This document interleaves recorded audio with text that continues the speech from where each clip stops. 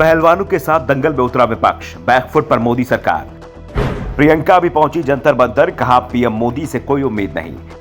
बजरंग पुनिया का दावा, पुलिस अधिकारी धरना समाप्त करने की दे रहे हैं धमकी।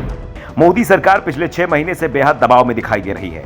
सुप्रीम कोर्ट के फैसले एक के बाद एक उसके खिलाफ जा रहे हैं और रही सही कसर उनकी पार्टी के नेता बढ़ा रहे हैं। इस समय भारतीय कुश्ती संघ के अध्यक्ष ब्रजभूषण शरण सिंह ने पार्टी को मुसीबत में डाल रखा है। देश के नामी पहलवानों ने उनके खिलाफ धरना दे रखा है। ये धरना शुरू तो ब्रजभूषण खिलाफ हुआ था, लेकिन अब ये मोदी सरकार खिलाफ विरोध का मंच बनता जा रहा है। बीजेपी नेता धरना स्थल से दूर भाग रहे हैं तो विपक्ष के नेताओं का यहाँ जमघट लगा हुआ है। हर दल का नेता यहाँ पहुंच रहा है। पहलवान 2.5 महीने पहले भी यहाँ आए थे, लेकिन तब सरकार के साथ टकराव से बच रहे थे।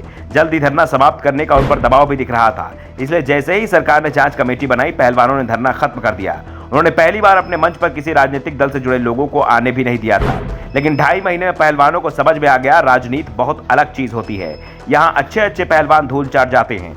कमेटी तो बनी, लेकिन उस कमेटी की जांच रिपोर्ट ब्रजभूषण के पक्ष में ही लिखी गई। पहलवानों को बता दिया गया कि आप लोगों का कुछ नहीं होगा। वैसे अभी तक ये रिपोर्ट सार्वजनिक नहीं हुई, लेकिन पहलवानों तक जरूर ये रिपोर्ट पहुंच गई है, जिसके बाद दिल्ली के जंतर मंतर पर एक बार फिर धरना शुरू हो गया है।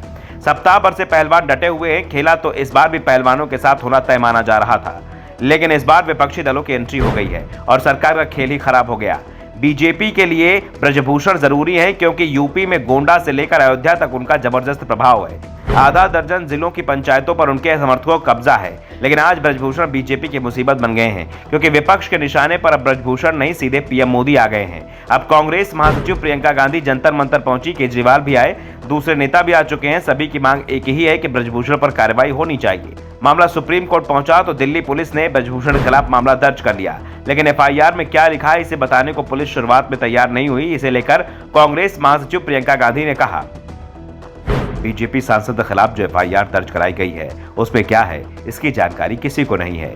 वे इसे क्यों नहीं दिखा रहे हैं? जब ये पहलवान पदक जीतते हैं तो हम सभी ट्वीट करते हैं और गर्व महसूस करते हैं, लेकिन आज ये सड़क पर बैठे हैं और इन्हें न्याय नहीं मिल रहा है। ये सभी महिला पहलवान इस मुकाम तक आने के लिए काफी संघर्ष करती हैं और मैं समझ ही नहीं पा रही हूँ कि सरकार ब्रजभूषण को क्यों बचा रही है।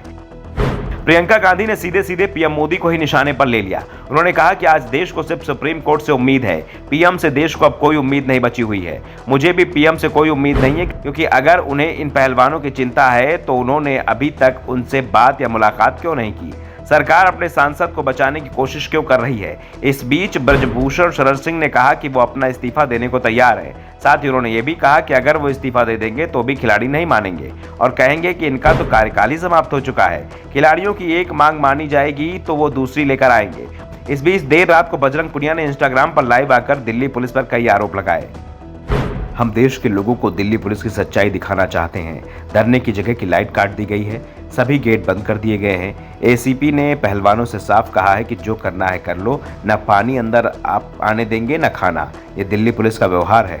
दिल्ली पुलिस पर कितना दबाव है सोचिए। पूरा देश समर्थन में खड़ा है हमारे और दिल्ली पुलिस का ये हाल है। 100-150 पुलिस वाले यहाँ हैं। Bureau report, the such India.